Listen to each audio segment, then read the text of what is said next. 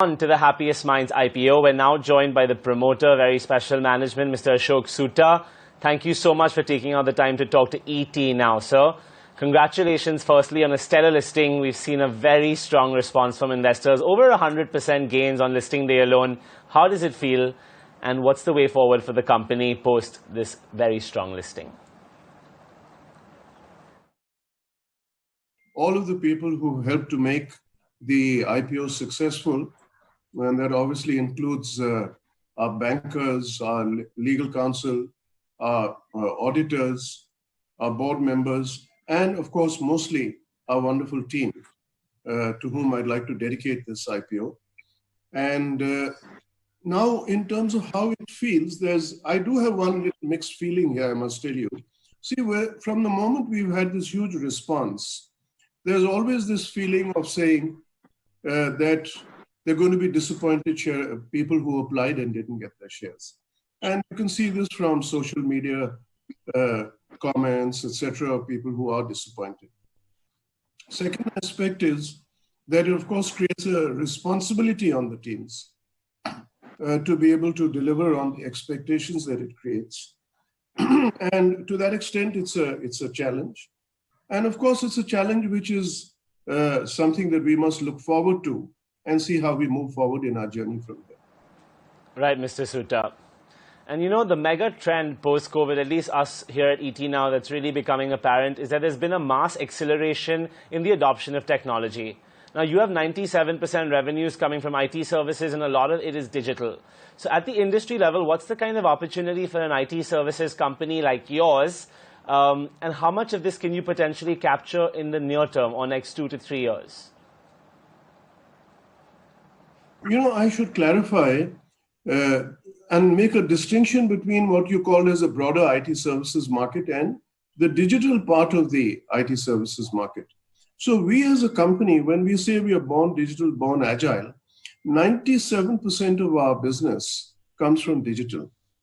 And the traditional IT market is growing much smaller, which is why we're able to grow at a faster rate, say a compounded of 20+%, as compared to about 8% to 10% for the larger IT players today. And I would imagine that when you said again that the IT services business is growing, yes, it is. The entire market, typically in slowdowns and recessions, and more so in this one, where everything is becoming virtual, then IT will definitely grow faster. Within that, the transformation towards digital will also get accelerated. So from that angle, I'd say we're in a nice spot. Okay, well, Mr. Soota, this is Mubina as well joining in, and congratulations on the stellar debut. Now, you're primarily into IT services. Is there any plan to perhaps expand into other verticals, or would it be sort of limited to verticals that are similar to the ones that you're currently present in? We should be clear that we are an IT services company. We are not in any other business, and neither do we plan to get into those businesses. But when you talk of verticals, see, the way we define and the whole industry defines verticals. For example, our largest and fastest growing vertical is edutech. You can clearly see how that's going to benefit even further in this environment, because everything is becoming virtual. The other vertical in which we've got a very strong presence is the rest of the high-tech world. Again, because it's a core competence at Happiest Minds. Between the two of them, they account for 42% of our business. 76% of our business is coming from verticals which have been only marginally impacted or not impacted due to this COVID situation. So from that angle, we're in a good position to build on the strengths. The other 24%, yes, they have been affected. But fortunately, again, we've got a very marginal presence, for example, in travel and hospitality, which is the worst impacted vertical. And therefore, what we've now got to do is to continue to build on the strengths that we are in.